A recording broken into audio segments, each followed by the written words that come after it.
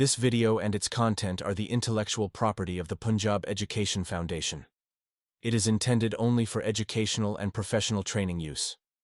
Any unauthorized copying, editing, or redistribution of this material is strictly prohibited. Bismillahirrahmanirrahim. Dear teachers and students, Assalamu alaikum. हम class 5 की science का तीसरा chapter पढ़ रहे हैं। पहले हमने दो टॉपिक इसमें पढ़े हैं, स्ट्रक्चर ऑफ ए फ्लावर और pollination and types of pollination. आज हम तीसरे टॉपिक को पढ़ेंगे जो आपकी बुक में दिया हुआ है, types of reproduction in plants. अच्छा डियर स्टूडेंट्स, ये समझने की ज़रूरत है सबसे पहले कि रिप्रोडक्शन क्या होती है। टाइप्स ऑफ रिप्रोडक्शन तो फिर बाद में हम पढ़ते हैं, मगर पहले ज़रा रिप्रोडक्शन को हम समझ लें कि रिप्रोडक्शन क्या होती है। रिप्रोड्यूस एक लफ्ज़ है अंग्रेज़ी का, अगर आपने ये सुना है तो इसका मतलब होता है, ये प्रोड्यूस से आप समझे ना, प्रोड्यूस का मतलब होता है पैदा करना, और रिप्रोड्यूस का क्या मतलब हुआ, टू प्रोड्यूस अगेन, दोबारा पैदा करना।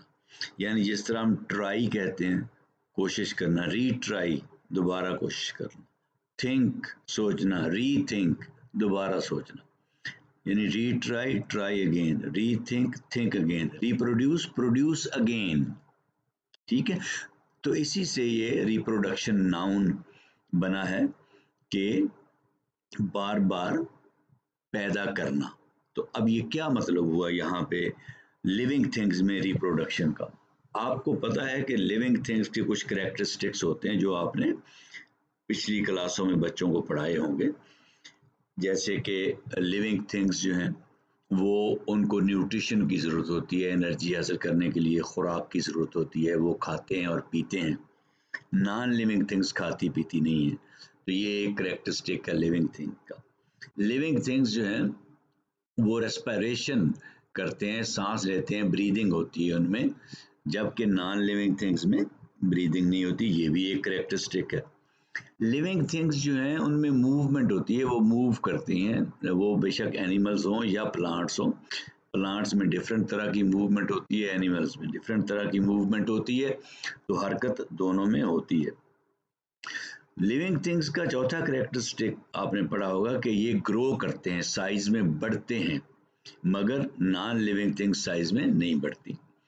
फिर आपने लिविंग थिंग्स का एक कैरेक्टरिस्टिक पढ़ा होगा कि ये एक्सक्रीट करते हैं, वेस्ट प्रोडक्ट्स अपने जिस्म से बाहर निकालते हैं, जैसे कि जानवर जो हैं वो यूरिनेट करते हैं और पसीना निकलता है, स्वेट के थ्रू एक्सक्रीट करते हैं, यूरिनेशन करते हैं, डेफिकेशन करते हैं। इसी तरह जो प्लांट्स हैं उनमें भी आप अगर कट लगाएं तो आपको वहाँ से किसी प्लांट से तो मिल्क के कलर का लिक्विड निकलता नजर आएगा, कहीं से पानी निकलता नजर आएगा, कहीं से आपको गम निकलती नजर आएगी, तो वो भी एक्सक्रीट करते हैं प्लांट्स भी। तो यानी लिविंग थिंग्स जो हैं वो अपने अंदर से खारिज करते हैं फासद मादे, जो वेस्ट प्रोडक्ट्स हैं उसको एक्सक्रीशन कहते हैं।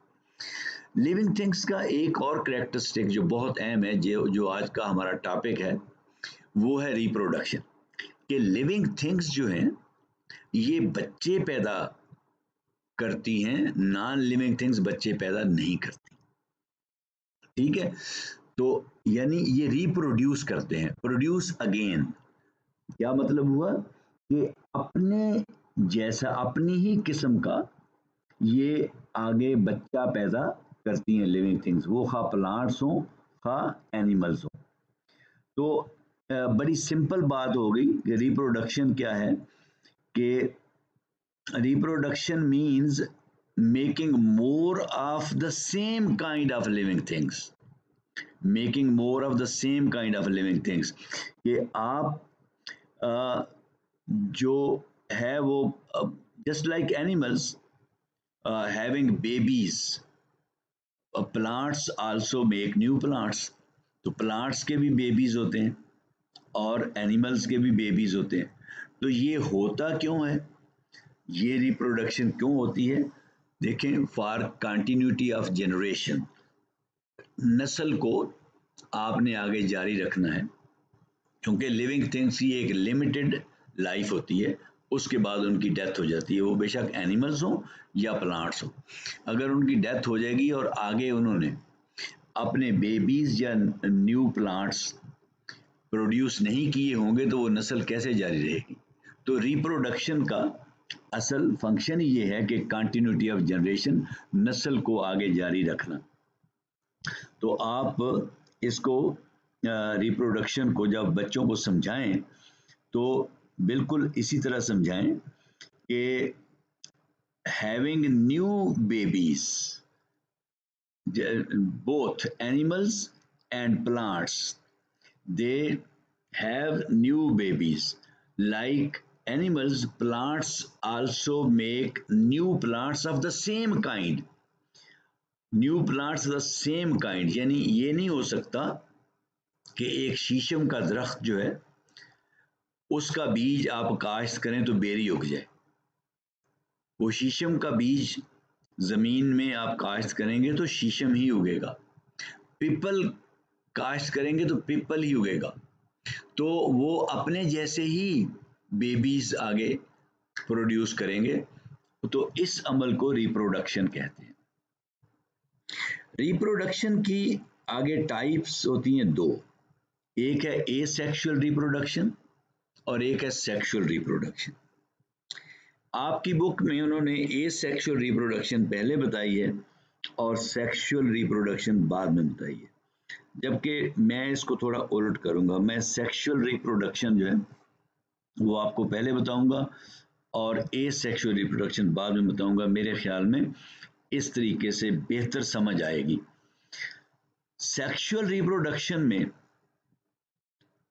आपको फ्लावर की जरूरत पड़ती है। क्यों फ्लावर की इसलिए जरूरत पड़ती है कि फ्लावर में मेल और फीमेल पार्ट्स होते हैं जो हमने पोलिनेशन में पढ़े। तो मेल पार्ट का फीमेल पार्ट पे जाना जरूरी है रिप्रोडक्शन के लिए। जब पोलन स्टिग्मा पे जाएगा, पोलिनेशन होगी, पोलिनेशन के बाद फिर वो जैसे मैंने पिछले लेक्चर में पढ़ाया था, वो पोलन एक पोलन ट्यूब के जरिए नीचे जाएगा और उस पोलन जो नीचे जाएगा उस पोलन के दो सेल बनते हैं, दो गैमीट सेल उनको कहते हैं, दो न्यूक्लियस बनते हैं जिसकी प्लूरल न्यूक्लियाई है। तो एक न्यूक्लियस जो है वो पोलन ट्यूब में से जाके आगे ओवरी के अंदर जो ओव्यूल है उसमें एग सेल के साथ फ्यूज कर जाएगा, जिसको फर्टिलाइजेशन कहते हैं, उसको फर्टिलाइज कर देगा और वो जाइगोट बन जाएगा। और वो जाइगोट जो है बाद में वो तकसीम होता होता यानी बड़ा होता होता उसके सेल्स तकसीम होंगे, वो साइज में बड़ा होता जाएगा और वो एक बेबी प्लांट बन जाएगा, एम्ब्रियो बन जाएगा ओव्यूल के अंदर। और ओव्यूल जो है आपको पता है वो सीड बनता है, तो सीड के अंदर वो बेबी प्लांट अपने आप को रखेगा जब तक कि आप उस सीड को दोबारा काश्त नहीं करते और वो बेबी प्लांट बाहर नहीं निकल आता, तब तक वो उसके अंदर रहेगा, सीड के अंदर। तो एम्ब्रियो सीड के अंदर रहेगा। तो ये जो सेक्सुअल रिप्रोडक्शन है इसके लिए आपको किस किस चीज़ की ज़रूरत है? देखें, दो पेरेंट्स की ज़रूरत है आपको, मेल और फीमेल की। ठीक है, इसमें एक फ्लावर का मेल पार्ट है और एक उसका फीमेल पार्ट होता है। मेल और फीमेल पार्ट जिस तरह मैंने बताया था कि एंथर से पोलन ग्रेन्स जाते हैं और कार्पल जो फीमेल पार्ट है उसके स्टिग्मा के ऊपर वो गिरते हैं। तो एंथर पोलन ग्रेन्स बनाता है और स्टिग्मा पोलन ग्रेन रिसीव करता है। तो ये सारा अमल जो है इसको हम पोलिनेशन कह देते हैं। और उसके बाद फिर अगला प्रोसेस जो है सेक्सुअल रिप्रोडक्शन में वो फर्टिलाइजेशन का है। इसके बाद यानी सबसे पहले क्या चाहिए आपको? एक मेल और फीमेल पार्ट चाहिए, यानी फ्लावर्स आपको चाहिए इसके लिए, सेक्सुअल रिप्रोडक्शन के लिए। उसके बाद फ्लावर तो बन गया, फिर पोलिनेशन चाहिए कि पोलन जाए स्टिग्मा के ऊपर। अब पोलन स्टिग्मा के ऊपर चला गया तो अब फर्टिलाइजेशन चाहिए कि वो पोलन जो है वहां पे जाके जर्मिनेट के पोलन ट्यूब बना के फिर वहां पे एक जो पोलन है उसका एक न्यूक्लियस बने और न्यूक्लियस जो है वो आगे दो स्पर्म सेल बने, एक स्पर्म सेल या मेल गैमीट जो है वो पोलन ट्यूब के अंदर जाके नीचे ओवरी के अंदर ओव्यूल में दाखिल हो और जो एग सेल है जो फीमेल गैमीट है उसके साथ जाके फ्यूज कर जाए, और जब ये उसके साथ फ्यूज कर जाएगा यानी जो gamete cell male gamete cell या स्पर्म सेल या मेल रिप्रोडक्टिव सेल जब उसके साथ फीमेल गैमीट के साथ या एग सेल के साथ जब फ्यूज कर जाएगा और जाइगोट बना देगा, ये जब फ्यूज करेगा मेल गैमीट और फीमेल गैमीट जो नई चीज बनेगी वो जाइगोट होगी, तो इस प्रोसेस को फर्टिलाइजेशन कहते हैं। तो सेक्सुअल रिप्रोडक्शन में ये तीसरा स्टेप है। पहला स्टेप क्या है, फ्लावर्स का होना जरूरी है। दूसरा स्टेप क्या है, पोलिनेशन का होना जरूरी है। तीसरा स्टेप ये है कि फर्टिलाइजेशन का होना जरूरी है।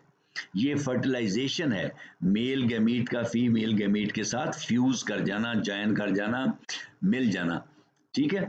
तो उसके बाद इसमें अगला स्टेप बनता है वो जो ओव्यूल है जिसके अंदर ये एम्ब्रियो बना है, ये जाइगोट बना है, फर्टिलाइजेशन हुई है, वो ओव्यूल जो है वो सीड बन जाता है, ठीक है। और जो ओवरी है जिसके अंदर वो ओव्यूल है वो फ्रूट बन जाती है। तो ये आपकी सेक्सुअल रिप्रोडक्शन के सारे स्टेप्स हैं। इस तरह होती है सेक्सुअल रिप्रोडक्शन। और ये किन किन प्लांट्स में होती है आपको पता है, फ्लावरिंग प्लांट्स में होती है। जैसे आप देख लें कि रोज़ का है फ्लावर है, उसके बाद जितने भी ये आपके सीड बनाने वाले प्लांट्स हैं, वो वीट है, वो राइस है, वो मेज़ है, ठीक है, मकई जिसको कहते हैं, तो वो एप्पल है, वो ये मैंगो है, वो पी जो मटर है, तो ये सारे इनमें सेक्सुअल रिप्रोडक्शन होती है क्योंकि इनमें ये सारे प्रोसेस होते हैं। इनमें फ्लावर लगते हैं, फिर इनमें पोलिनेशन होती है, फिर इनमें फर्टिलाइजेशन होती है, और फिर उसके बाद इनका अंदर जो ओव्यूल होता है वो पक के सीड बन जाता है और ओवरी जो है वो पक के फ्रूट बन जाती है। तो ये आपकी सेक्सुअल रिप्रोडक्शन इस तरह होती है। अब आते हैं एसेक्सुअल रिप्रोडक्शन के ऊपर। एसेक्सुअल रिप्रोडक्शन जो है वो लफ्ज जो ए है, जब ये किसी एडजेक्टिव से पहले लग जाता है या नाउन से पहले लग जाता है तो वो एक्चुअली उसको नेगेटिव बना देता है। अब सेक्सुअल रिप्रोडक्शन तो वो है कि जिसमें दो सेक्स इन्वॉल्व होते हैं, मेल और फीमेल, ठीक है, दो पेरेंट्स इन्वॉल्व होते हैं, मेल पेरेंट और फीमेल पेरेंट। तो एसेक्सुअल जो है वो क्या हुई, यानी जो सेक्सुअल ना हो, जैसे पॉलिटिकल सियासी बंदा, ए पॉलिटिकल गैर सियासी, कहता है जी, वो लोग कहते हैं जी मैं तो ए पॉलिटिकल आदमी हूं, यानी मैं गैर सियासी हूं, तो ए का मतलब नेगेटिव सेंस में आएगा। तो सेक्सुअल जिसमें दो पेरेंट्स इन्वॉल्व हो, एसेक्सुअल जिसमें दो पेरेंट्स इन्वॉल्व ना हो, जिसमें मेल और फीमेल इन्वॉल्व ना हो, वो होगी एसेक्सुअल। यानी उसमें फिर एक पेरेंट इन्वॉल्व होगा, दो पेरेंट नहीं होंगे, एक ही पेरेंट इन्वॉल्व होगा, ठीक है। उसमें आप देखेंगे वो किस तरह होती है। आपने अक्सर देखा होगा कि जिम्मेदारों के जो बच्चे हैं उनको सबको आता होगा, और आप जो टीचर्स हैं आपको भी पता होगा, जब गन्ना काश्त करते हैं तो कैसे करते हैं, एक गन्ना बनाते हैं, फिर उसके पीसेस बनाते हैं, छोटे छोटे पीसेस, एक गन्ने के 8-10 पीस बन जाते हैं, और उन पीसेस को फिर आप ज़मीन में दबा देते हैं तो वो नया पौधा उन पीसेस से बनता है। ठीक है, तो यानी आपने ये इस तरीके से काश्त किया उसको कि आपने गन्ने का बीज नहीं लगाया, सीड नहीं लगाया। सेक्सुअल रिप्रोडक्शन में आपने सीड से उगाना है, और सीड कैसे बनता है वो मैंने आपको बता दिया। मगर एसेक्सुअल रिप्रोडक्शन में आपने सीड से नहीं उगाना। ठीक है, आपने अब किस किस तरीके से उगाना है वो मैं आपको बताता जा रहा हूं।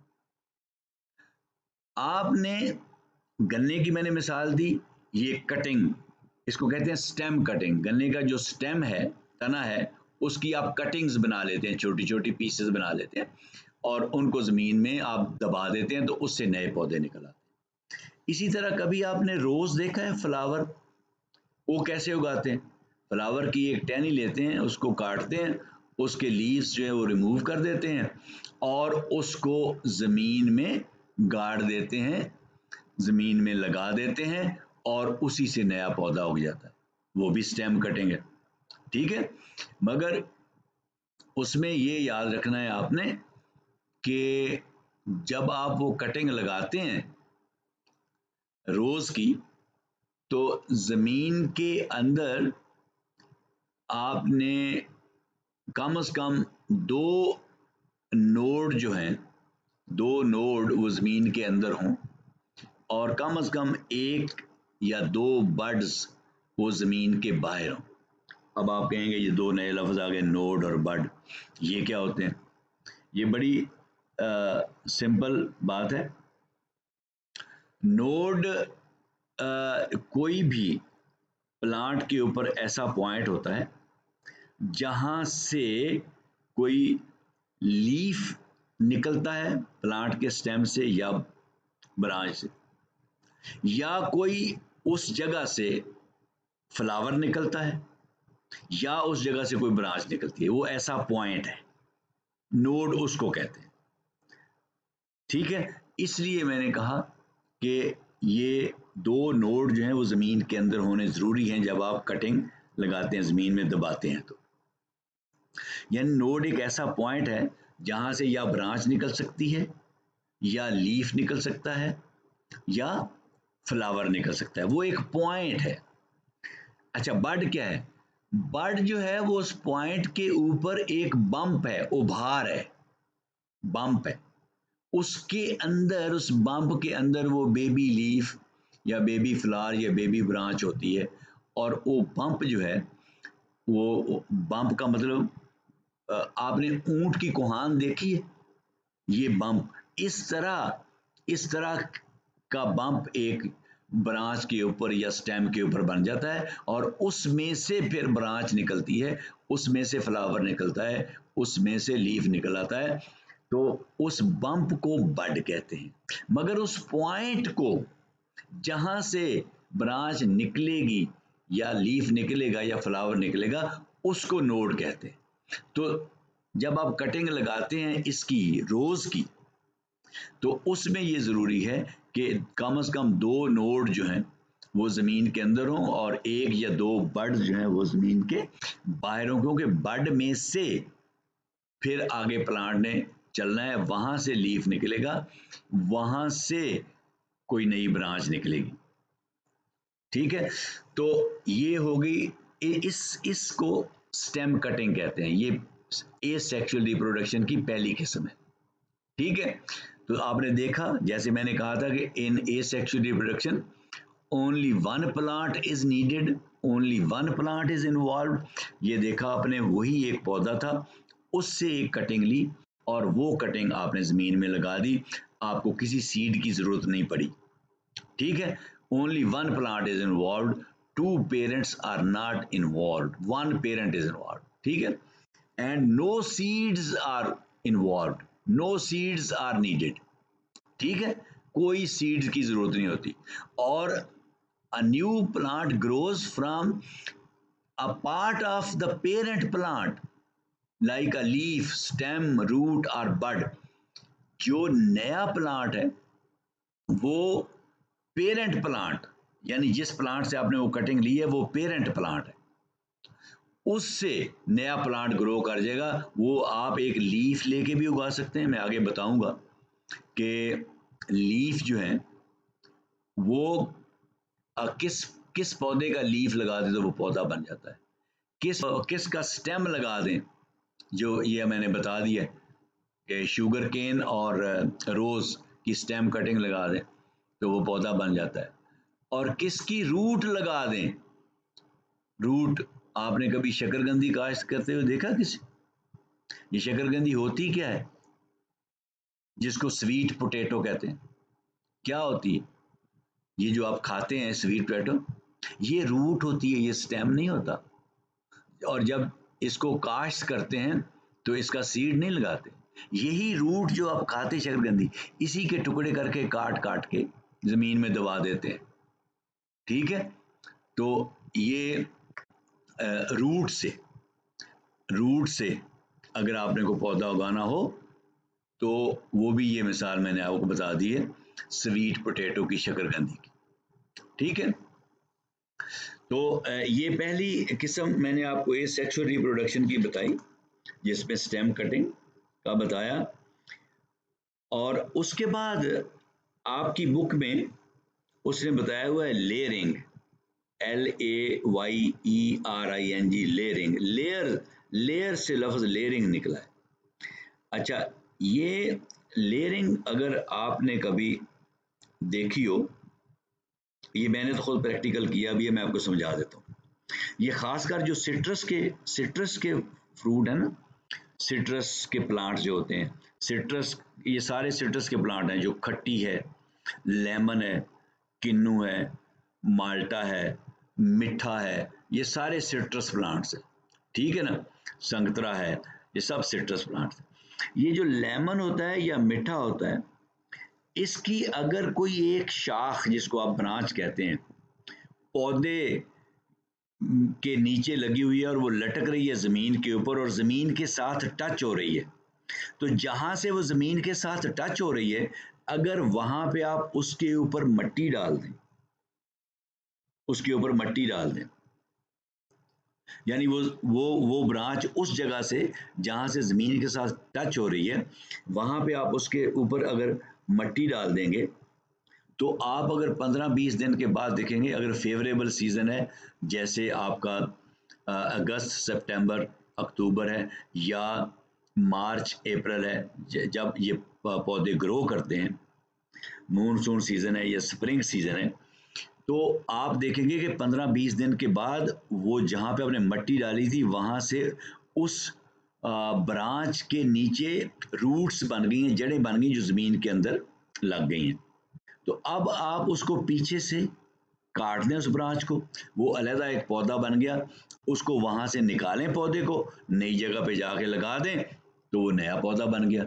यानी उसी प्लांट, जो पेरेंट प्लांट था, उसकी एक ब्रांच जमीन पर लग रही थी, एक शाख जमीन पर लग रही थी, जहां से वो जमीन को टच कर रही थी, वहां पे आपने उसके ऊपर थोड़ी सी मट्टी डाल दी और थोड़ा थोड़ा पानी उसके ऊपर स्प्रिंकल कर दिया, छिड़काव कर दिया, कभी कभी ऐसे, ताकि वो वहां पे वो उसको पानी मिलता रहे। जमीन में खुराक तो वैसे ही होती है। तो 15-20 दिन के बाद उसकी रूट्स निकल आएंगी और वो एक नया पौधा बन जाएगा। आप पीछे से उसको, ब्रांच को काट दें और उस पौधे को, नए पौधे को वहां से निकाल के नई जगह पे लगा दें, तो ये नया पौधा बन गया। इसको कहते हैं लेयरिंग।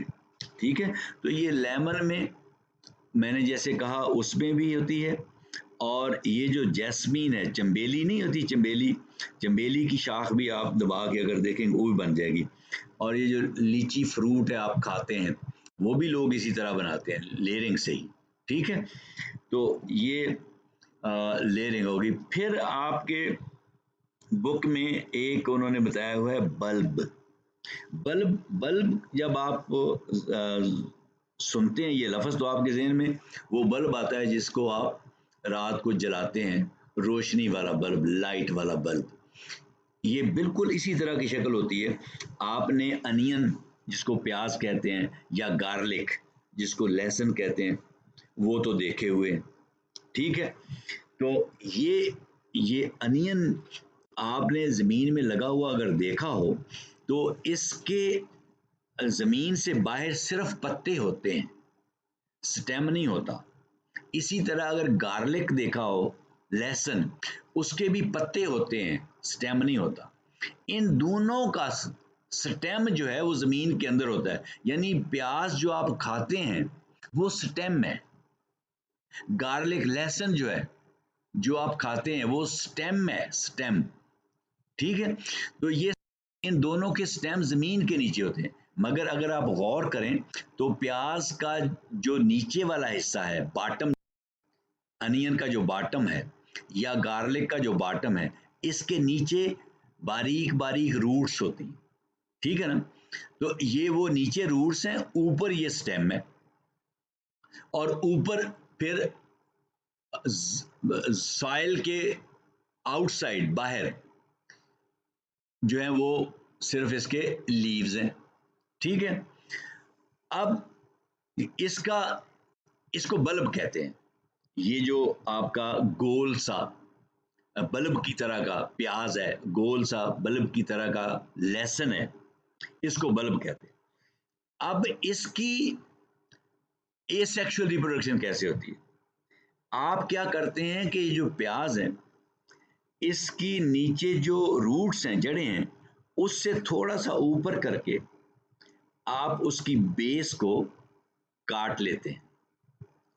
ठीक है, और काट के वो रूट्स और वो बेस जो है वो जमीन में लगा देते हैं, उससे नया पौधा बन जाता है। इसी तरह आपने जो गार्लिक है वो देखा है, कभी काश्त करते हुए देखा है? मैंने तो काश्त भी किया है खुद। ये उसकी गार्लिक के अंदर जो उसकी तुलियां होती हैं, पंजाबी में आप उसको तुली को क्या कहते हैं? पंजाबी में भी तुली कहते हैं या कुछ इलाकों में पोथी कहते हैं। वो तुली जो है आप वो जमीन में लगा देते हैं और उससे नया पौधा निकल आता है। यानी ये अब एक तीसरी किस्म होगी ये सेक्सुअल रिप्रोडक्शन की, बल्ब, जिसमें आप प्लांट ही का पार्ट काश्त करते हैं और वो उससे प्लांट नया बन जाता है। इसमें भी आपको फ्लावर की ज़रूरत नहीं पड़ती, पोलिनेशन की ज़रूरत नहीं पड़ती, फर्टिलाइजेशन की ज़रूरत नहीं पड़ती, सीड की ज़रूरत नहीं पड़ती, दो पेरेंट्स की ज़रूरत नहीं पड़ती, सिर्फ एक ही पेरेंट की ज़रूरत पड़ती है जिसका आप वो काट के ज़मीन में आगे लगा देते हैं। ठीक है, फिर आपकी बुक में एक और उसने बताया है ट्यूबर। अच्छा, अब ट्यूबर क्या है? देखें, ट्यूबर जो है वो आपने आलू काश्त होता देखा होगा, बेशुमार पंजाब में पोटैटो की काश्त होती है, आलू की काश्त होती है। अगर आपने गौर से पोटैटो को देखा हो, ये तमाम टीचर्स ने देखा होगा, तो उसके ऊपर निशान होते हैं, जैसे आंखें नहीं होती आईज की तरह की, वो बर्ड्स हैं, वहां से ब्रांच निकलनी है, वहां से पौधे ने उगना है, वो बड है।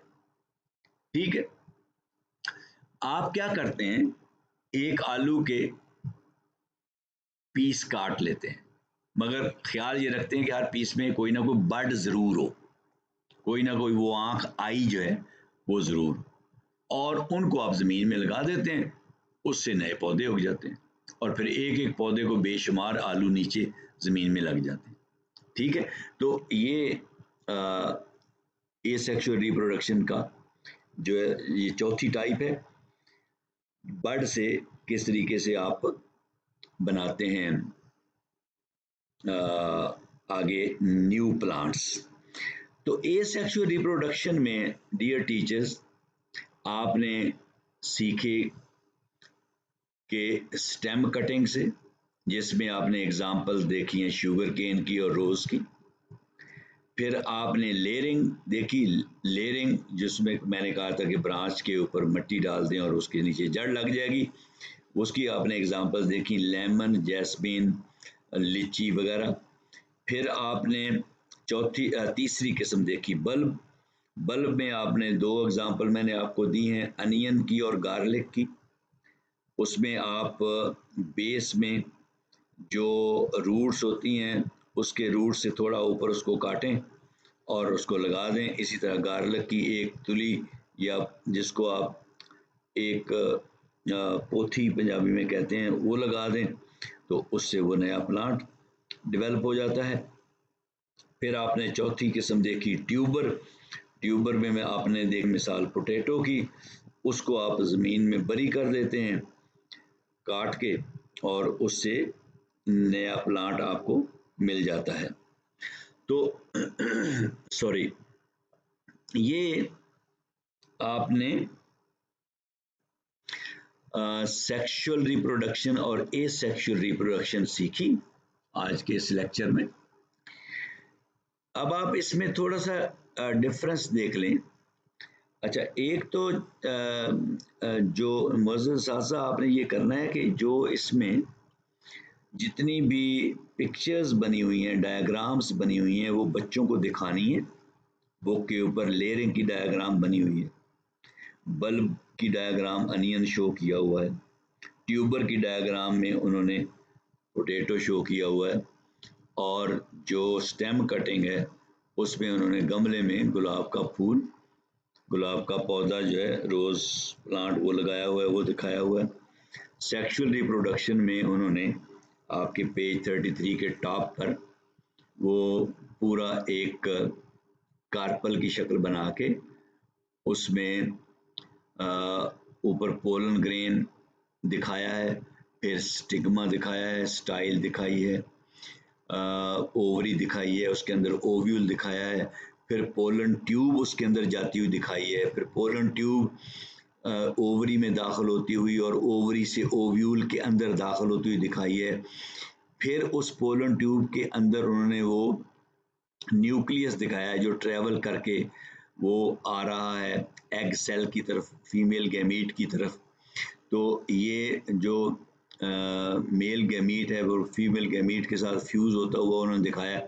ये बच्चों को आपने डायग्राम्स अच्छी तरह दिखा के समझानी है, और फिर उन्होंने जो लेबल की हुई हैं वो लेबल भी करवानी है, ठीक है।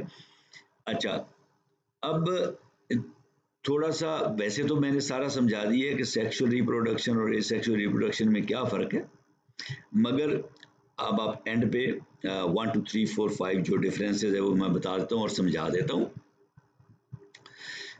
देखें, जो सेक्सुअल रिप्रोडक्शन है उसमें याद रखना मेल और फीमेल पार्ट्स इन्वॉल्व होते हैं, उनकी ज़रूरत पड़ती है, यानी दो पेरेंट्स की ज़रूरत पड़ती है, मेल पेरेंट की और फीमेल पेरेंट की। मगर एसेक्सुअल रिप्रोडक्शन में आपको सिर्फ एक वन पेरेंट की ज़रूरत पड़ती है, जिससे आपने वो कटिंग लेनी है, जिससे आपने बल्ब लेना है, ट्यूबर लेना है, ठीक है, जिससे आपने लेयरिंग करनी है, सिर्फ उस एक पेरेंट की ज़रूरत पड़ती है, दो की नहीं पड़ती, ठीक है। और जो सेक्सुअल रिप्रोडक्शन है उसमें ये ज़रूरी है कि जो मेल गैमीट है वो फीमेल गैमीट के साथ फ्यूज़ कर जाए, उसके साथ कंबाइन कर जाए, उसको वो फर्टिलाइज करे, नया प्लांट नहीं तो नहीं बनेगा। मेल गैमीट फीमेल गैमीट के साथ, यानी वो जो पोलन है जो पोलन ट्यूब में आ रहा है उसके आगे दो न्यूक्लियाई बनते हैं एक पोलन के, और हर न्यूक्लियस जो है उसके आगे दो मेल गैमीट्स बनते हैं, और उनमें एक मेल गैमीट जो है वो फीमेल गैमीट के साथ ओव्यूल के अंदर फ्यूज कर जाएगा और वो फर्टिलाइजेशन हो जाएगी। तो ये अमल ज़रूरी है सेक्सुअल रिप्रोडक्शन के लिए।